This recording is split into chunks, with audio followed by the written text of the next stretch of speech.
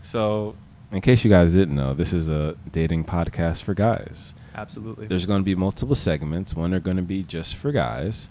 One's going to be for girls and guys to intellectually come together for moments of peace and cooperation, right? Hopefully some good discussion. Yeah, collaboration and whatnot. And then the third aspect would be for couples. So whether you're boyfriend and girlfriend or engaged or actually married.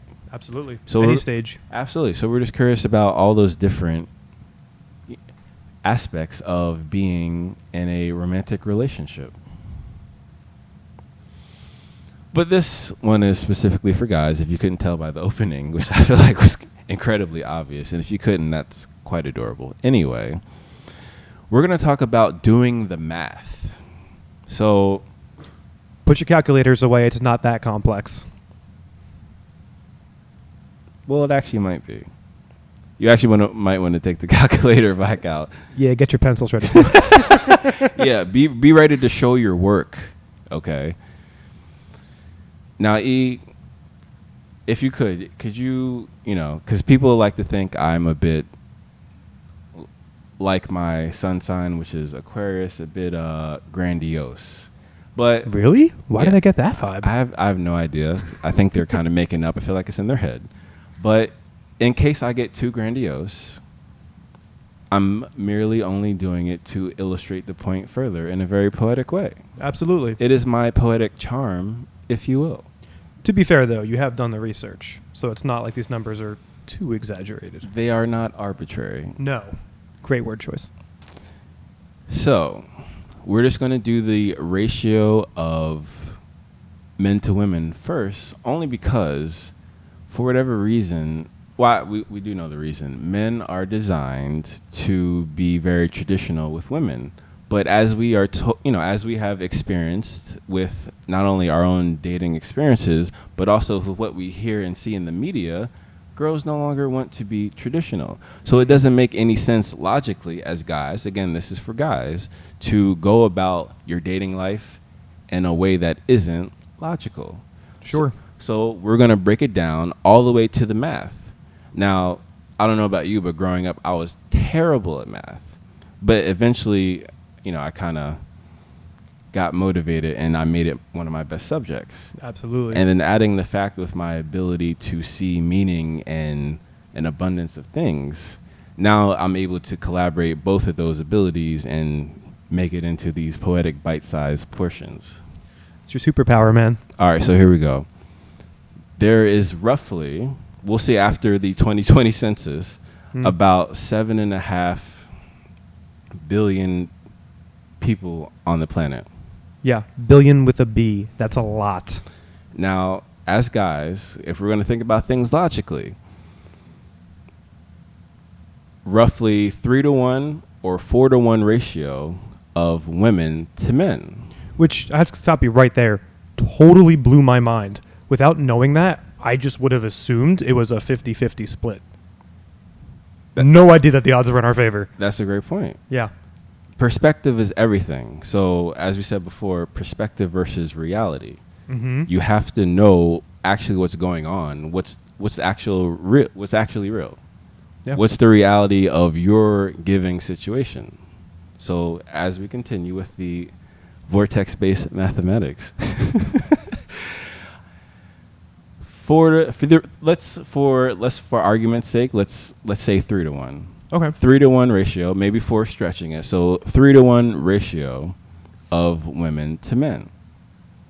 Now, out of that amount of women, you'll never be able to meet them, speak to them, or interact with them whatsoever, or get to know them at all. That's just physically and simply impossible based on time. Unless we have a way to extend people's lifespans, there's no way you're going to have enough time to meet them all. Right. So unless, they're going to create a Ant-Man or Dr. Pym, Quantum physics, exactly, some type of time machine, then, then we'll revisit that at that time, but using that's for 2021. Yeah.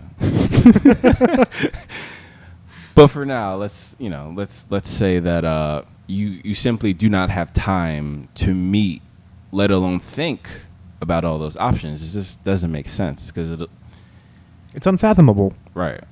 Great word. Thank you. Mm-hmm. So it's unfathomable to even think about settling for options that you don't even know what options you have out there because you didn't even know the ratio of women to men. Right. You might think that you got 2 choices right in front of you when in reality there could be 3 or 4. 100,000. Thank you. Well, we're just doing the math here. That's all. We're not saying, oh, go after 300,000 women. That's outrageous. And That's again, ridiculous. You don't have the time for that. And I doubt anyone has the patience to deal with that many women anyway. I know I don't. So what we're saying, guys, is to be selective. After all, you are the minority in this instance. Mm-hmm. And unfortunately, you're also being discriminated against in the media.